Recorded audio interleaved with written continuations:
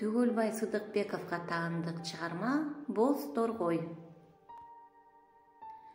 Биз дали бул адырда соко айдап жүргөн элек. Айдалган жерге кара чыйырчык, карга, таң жабыла конот, андан курт издешет. Деги жан-жаны бардын жан багуусу өзүнчө эле тынымсыз, күрөш туура деп айтканымча. Торгойдун канаты кулагыма бырп серпилип өз койнума бөгүп калды. Көрсө ал көккө төнүп сайрап турган кезинде аны кыргый качырыптыр. Торгой койнума киргенде аны алууга тик качырган кыргый мага тие жаздап кайра зып кайыды. Бөкөн торгойду койнуман алдым.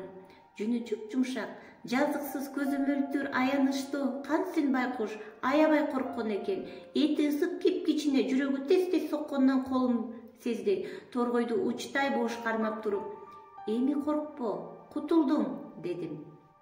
Анан бөрсөгөй тумшугуна шилекейин узанттым, дамын алгансыды торгой. Тумшугун ачып жапты.